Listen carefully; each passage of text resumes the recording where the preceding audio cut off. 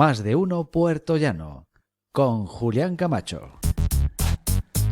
Seguimos con todos ustedes, tanto en Onda Cero Puerto Llano como en IMAX Televisión, en riguroso directo. Y lo venía anunciando, hoy tenemos con nosotros dos excelentes escritores y hemos hablado con Alfredo Sánchez, que además nos ha deleitado con sus canciones, y ahora tenemos a don Fernando José Carretero, escritor. Buenos días. Buenos días. Un placer tenerte aquí, Un Fernando. placer estar aquí. La verdad es que cuando me habló de ti, Alfredo Sánchez, dije que sí, inmediatamente, que se venga contigo. Fue así, ¿verdad? Sí. Muchas gracias. Porque además tuvo la gentileza de darme tu libro, que he leído en parte, El cuaderno iluminado, del que vamos a hablar, ¿no? Fernando José Carretero es docente, ¿no? Sí. Pero ¿quién es Fernando José Carretero? Pues un ciudadrealeño que nació en el 62, al que le queda ya poco para jubilarse, eso espera. ¿Y deseas hacerlo o no? Sí. Ya estoy un poco cansado. A mí la enseñanza me gusta, pero se van notando los años y sí, me apetece ya hacer otras cosas también. No harás lo que Alfredo, ¿no? Una enriquecedora vida artística. Bueno. A ver, vamos a ver. Estaría bien. No, pero la vitalidad que tiene Alfredo no la tengo yo, desde luego. Bien, ¿y cuánto tiempo llevas dando clases? ¿Y de qué? Pues de lengua y literatura. Y desde el año 88, 89. La verdad es que los docentes que son docentes de literatura suelen ser potenciales escritores, ¿verdad? Bueno, en mi entorno no te creas que se ha dado mucho el caso, ¿eh? Sí que conozco a alguno, por supuesto, pero no conozco a demasiados. La verdad es que tampoco soy una persona que se relacione mucho con el mundo artístico. Me gusta, vivo más bien. En el momento que ya tienes, tienes más libros, que ahora hablaremos de ellos, de arqueología rota y otras ideas, interior Bay con ausencia, los días enamorados y poemas. No, los días demorados. Demorados y poemas, poesía última y cantiga. Esto con los poetas de Ciudad Real, ¿no? Efectivamente, sí. La verdad, Fernando, es que tus libros son poemas. Escribes poesía, pero ¿por qué poesía y no prosa? Pues porque no sé hacer otra cosa. Me he planteado alguna vez escribir cuentos. Porque yo soy no soy de esfuerzo prolongado como para escribir una novela, ¿no?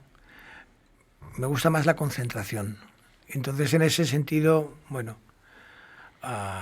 una novela para mí me parece un esfuerzo demasiado grande y sin embargo la concentración del cuento sí que me llama la atención más.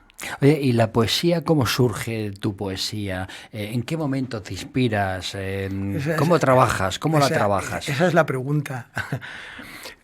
En mi caso siempre lo primero es la palabra. La palabra siempre, en el origen está la palabra. Y de pronto, pues eso, un sustantivo se junta con un adjetivo y te deslumbra y a partir de ahí... ¿Y qué haces? ¿Lo apuntas en un papelito o te vas inmediatamente al móvil? No, yo soy de papelito. Luego lo trabajo en el ordenador, pero yo soy de las primeras ideas siempre en papel. Y luego, pues hay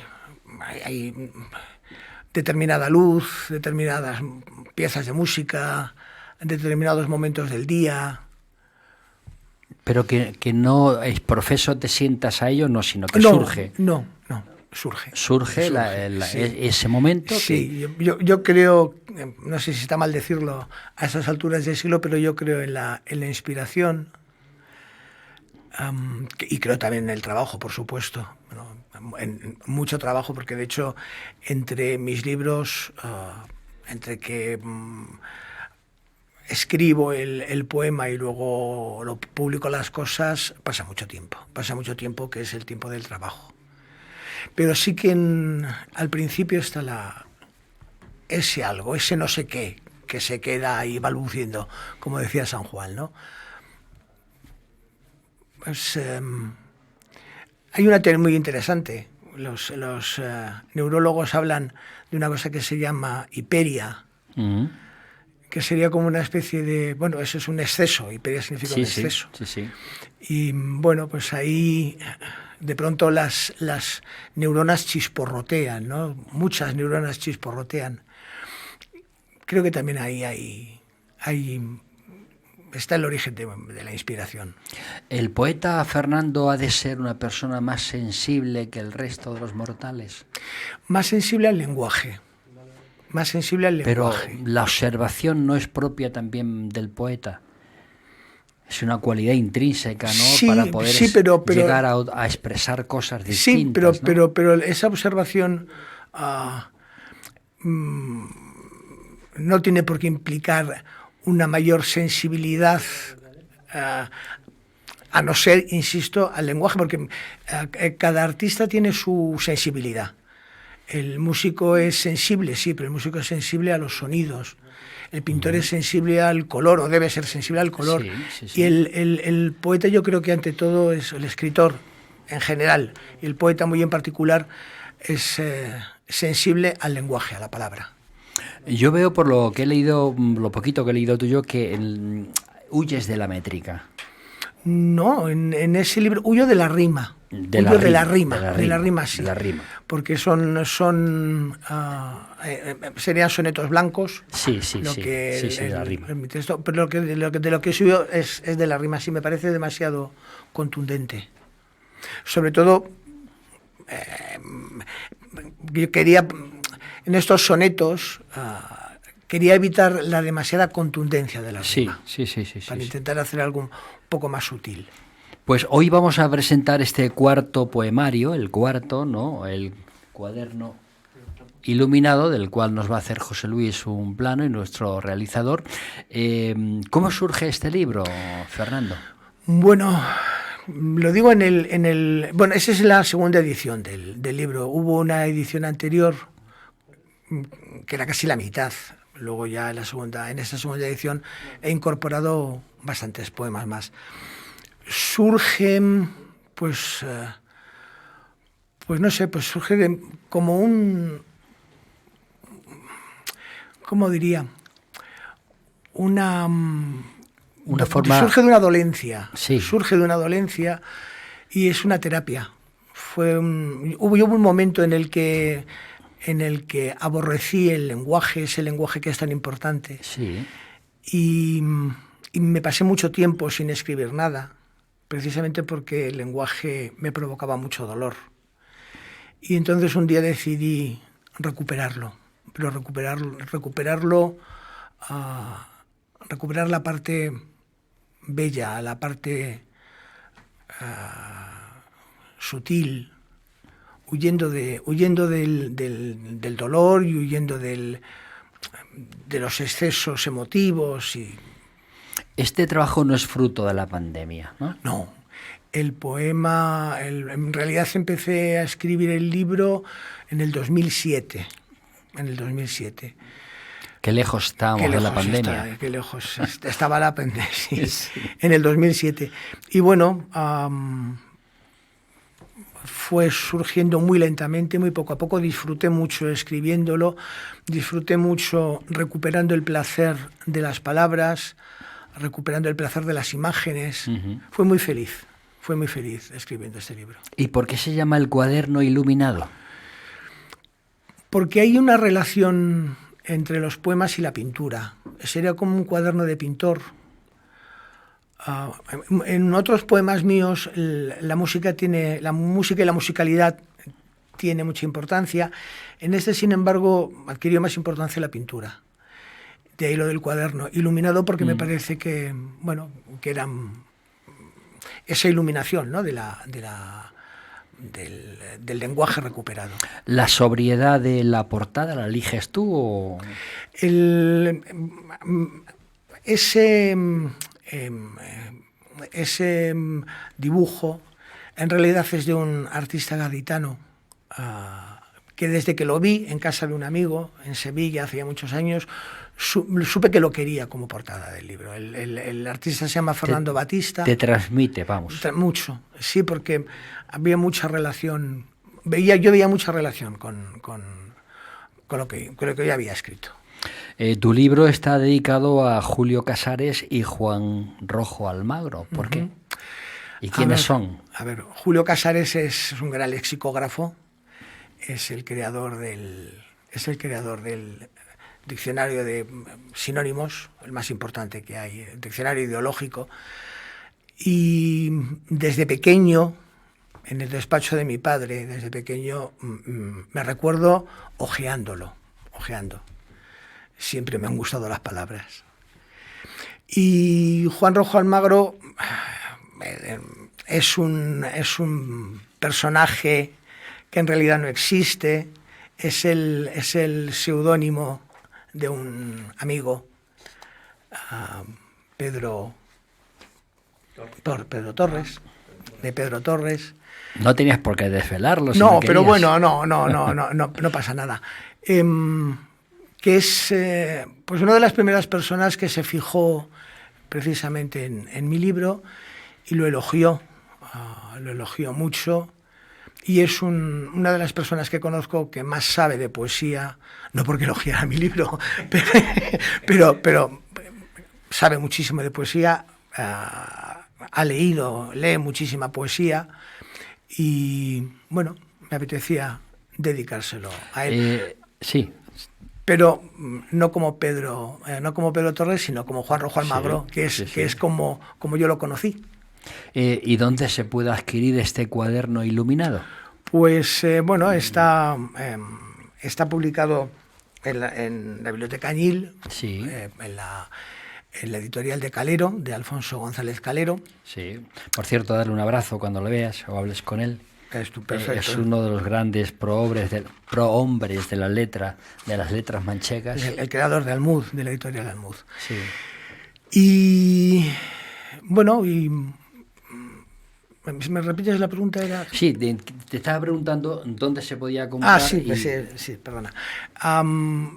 Se puede pedir a través de la distribuidora de Alfonso, sí. que trabaja con Alfonso, y yo sé que, por ejemplo, en Ciudad Real está en varias librerías, está en Litec, está en Serendipia, no sé si está también en Ruiz Morote, no recuerdo en este momento. Pero vamos, se puede pedir. Fernando, cuando uno pare un nuevo libro, imagino que es como un hijo, ¿no? Uno tiene ciertas ilusiones y esperanzas puestas en él, ¿no? Sí. ¿Cuáles son las tuyas? Bueno, hombre, las mías es que la gente lea mis poemas. Soy consciente de que la poesía no es una cosa que lea mucha gente. De hecho, no sé dónde escuché o leí que en realidad en España no hay más de 400 lectores asiduos de poesía. Teniendo en cuenta la cantidad de poetas que hay, 400 lectores de poesía asiduos. Y lo que se publica muchísimo. Se publica muchísimo. Sí. Entonces, pues bueno, que llegue a la gente y que le guste lo que hago. Imagino que los habrás dicho a tus alumnos, oye, leerme esto, ¿no? ¿O no? No. Yo lo hubiera hecho, oye, siquiera como ejercicio, a ver, leérmelo y me lo juzgáis. Sé que alguna compañera, algún compañero ha utilizado algún verso mío para explicar algunas figuras retóricas. Eso sí que lo sé. Pero no, me da un poco de... Te da corte, ¿no? Te da corte. ¿No? Yo creo que eres muy introvertido en ese aspecto, ¿no? Sí, me da un poco de... Porque yo creo que además como un trabajo de fin de curso estaría bien, ¿no? Propónselo. No sé, yo creo que hay poetas mejores que yo para trabajar. Bueno, pero solo que ellos tienen la ventaja de que te conocen más que otros poetas, ¿no? Ya, lo que pasa es que personalmente, quiero decir, emocionalmente, de mí en ese libro no hay. Es un libro formalista, es un libro esteticista. Qué curioso. Y entonces el hecho de que me conozcan no creo que les facilitara la lectura del libro. Fíjate qué curioso, Fernando, eso que me estás diciendo, ¿no? Que no haya una parte, un trocito, un jirón de piel tuyo aquí, ¿no? Sí, vamos a ver. Hay mucho de mí en ese libro. A eso me refería. Pero es que a mí lo contamos alguna vez, es que a mí la emotividad me satura, la emotividad, vivimos en un mundo que es emotivo hasta el exceso, y me ahoga, me asfixia tanta emotividad. Entonces yo prefiero hacer una cosa más si quieres, no intelectual, estética, más formal. Estoy harto de las emociones. Entiéndeme. Sí, en cuanto al que vivimos en un mundo apabullante. Y bueno, yo prefería hacer otra cosa. Sobre todo te digo porque fue una terapia. Este libro fue una terapia precisamente para no sé, intentar limpiar un poco, ¿no? El alma de emociones, y sobre todo de emociones. Qué bonito es eso que estás diciendo, limpiar el alma de emociones. Sí, qué bonito es eso. ¿Es también, como en el caso de Alfredo, tu mejor libro? No lo sé. El primero de todos, el de La arqueología rota y otras islas, es un libro que me precipité, es un libro adolescente que me precipité. Los días demorados también me gusta mucho. Sí, la verdad es que los títulos son un poco usuales, por decirlo de alguna forma, ¿verdad? Sí. ¿No? Porque Interior Beige con ausencia. Ese también es un libro que trataba de amor.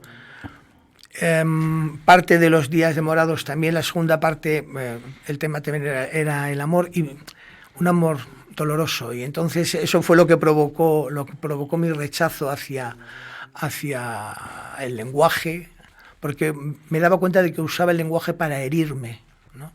Intentando hablar de ciertas cosas, lo que hacía en el fondo era herirme, y entonces decidí dejar de jugar a ese juego. Y bueno, pues me pasé al juego de disfrutar del lenguaje, de disfrutar de su belleza, de disfrutar de su luminosidad, y de sanarme. Y cuando el amor produce heridas y duele, ¿hace que uno sea más prolífico escribiendo o no? Yo creo que era Ortega y Gasset el que decía que el llanto y la risa son fraudes estéticos.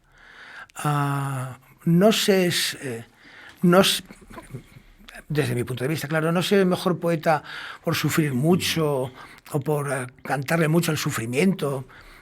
Soy el mejor poeta por saber manejar el lenguaje. Los instrumentos. Tu arma, que es el lenguaje. Yo le voy a pedir a Maribel que nos ponga un poquito de música, y te voy a pedir lectura de unos cuantos poemas si te apetece. Ok, sí, por supuesto. Pues a ver, Maribel, nos pone la musiquita.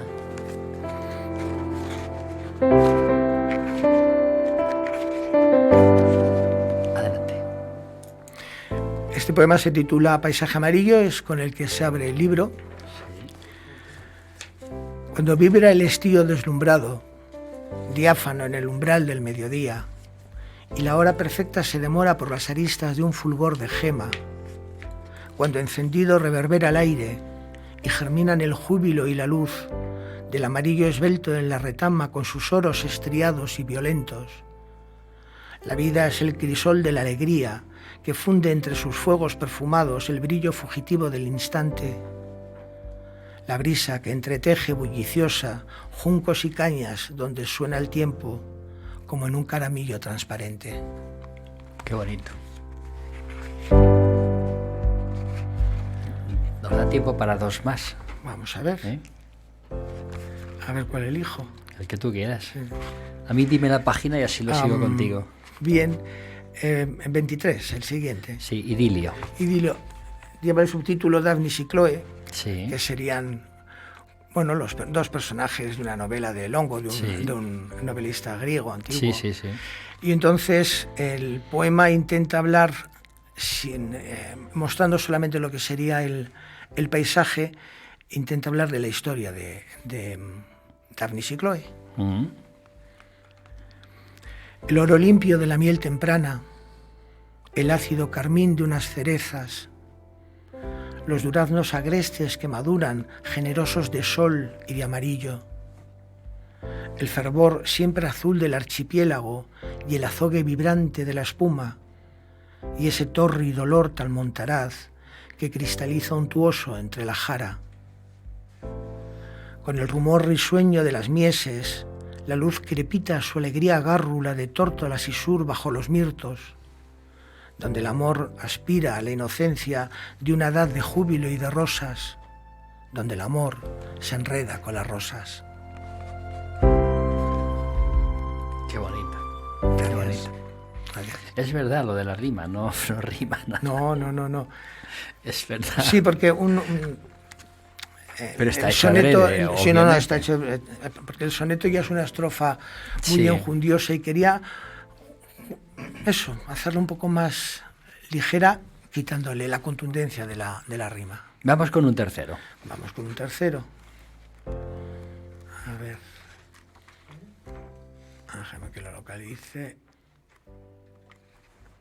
Este se titula El joven pastor de Zacinto. Dime la página. Perdona, 69. 69. Adelante. El joven pastor de Zacinto, que es una isla griega. El ácido amarillo de las cidras florece en la briedad de tanto estío, entre el verdor umbroso de la breña, donde un zagal vigila su ganado. Trenzados con espigas y retama, y del fosco carmín del dulce mosto, su vendaval de rizos por las frondas enreda tanta sombra y tanta luz. Cuando entona en su rudo caramillo la canción encrespada del torrente, junto a cuyo frescor limpio se estea, el esbelto perfil de su desnudo tiene el descaro juvenil, la gracia que trasmina el olor de la alegría. Yo invito a todos los oyentes y televidentes, tanto de Onda Cero o Puerto Llano como de IMAX Televisión, a que lean El cuaderno iluminado, Fernando. Es una poesía distinta Sí. a lo habitual, Sí. que tiene su encanto también. Ujú.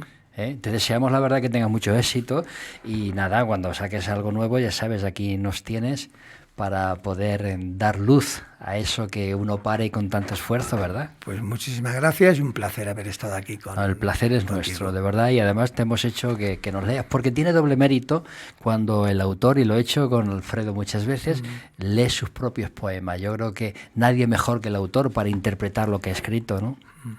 Totalmente de acuerdo, sí. Pues muchísimas Bueno, gracias. A veces hay gente que los lee mejor que uno. Bueno, pero puede ser que tenga mejor dicción o mejor También, voz, también. ¿no? Pero Sí, el sí. sentimiento Sí. no nadie lo quita. Sí. Creo que el autor es el único que sabe interpretarlo, ¿no? Pues muchísimas gracias, muchísimo A ti. éxito, don Fernando José Carretero, con este libro del cuaderno iluminado. Muchísimas gracias a vosotros por invitarme Gracias por venir. y a Alfredo por traerme.